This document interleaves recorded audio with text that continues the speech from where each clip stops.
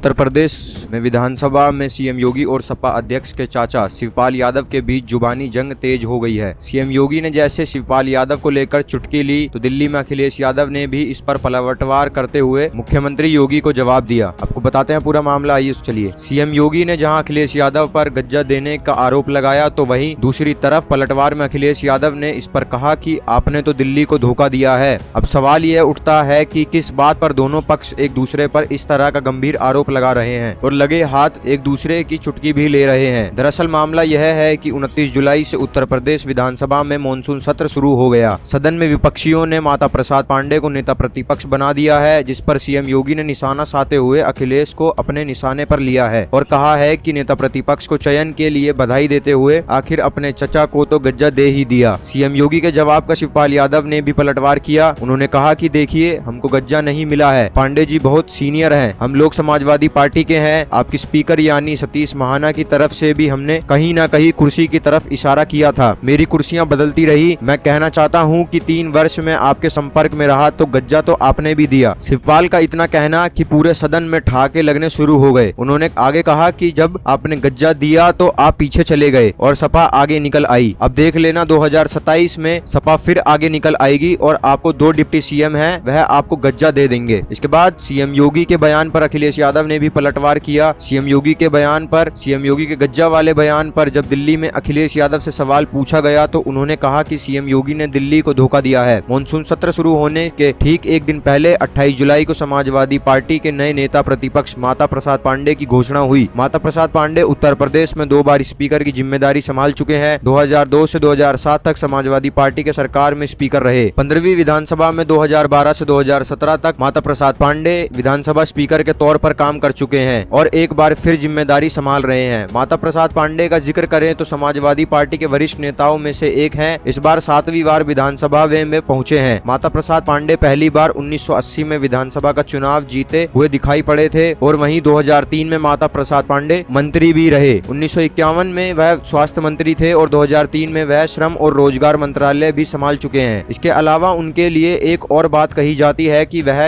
यहाँ की आपातकाल के दौरान 17 महीने तक जेल में भी थे। किसान, महिलाओं, पिछड़े, दलितों, अल्पसंख्यकों सहित समाज के सभी वंचित तबकों के उत्थान को लेकर हमेशा से वह प्रगतिशील रहे हैं। सभी दलों के विधायकों में अपने मृदुल व्यवहार के लिए वह भी लोकप्रिय है। माता प्रसाद पांडे का ही जिक्र करें तो आगे आपको बता दें कि थाईलैंड, जापान, अमेरिका, श्रीलंका सहित 24 देशों की यात्रा करने के साथ ही कनाडा में 85वें संसदीय सम्मेलन में भी वह शिकस्त कर चुके हैं। अनुभव और तजुर्बे के साथ वह लंबी फजीहत रखते हैं। अपनी पत्नी जो कि ब्लॉक प्रमुख हैं, उनकी राजनीतिक इतिहास बड़ा है। विधानसभा तक माता प्रसाद पांडे का सरूख है उनकी पत्नी। अब फिलहाल माता प्रसाद पांडे को लेकर सदन में तो इस तरीके के कई चर्चाएं नहीं हुई, लेकिन जिस तरीके की बातें अखिलेश यादव और शिवपाल यादव को लेकर योगी आदित्यनाथ ने कही, उसके बाद जो यह सदन में इस तरीके स्थिति बनाए और पलटवार दिखाई पड़ रहा है, ऐसा लगता है कि सदन तो अभी शुरू ही हुआ है। इस तरह के मौके और आएंगे जब एक दूसरे पर पलटवार करने का जो यह अंदाज है, यह राजनेताओं को दिखाई पड़ेगा। फिलहाल उत्तर प्रदेश की विधानसभा सत्र चल रहा है और शिवपाल यादव का बयान योगी आदित्यनाथ के बयान के बाद आया है। यह गज्जा देने वाला बयान खूब सुर्खियों में और वायरल है। देखना यह है कि इस पर और कितनी सियासत होनी है।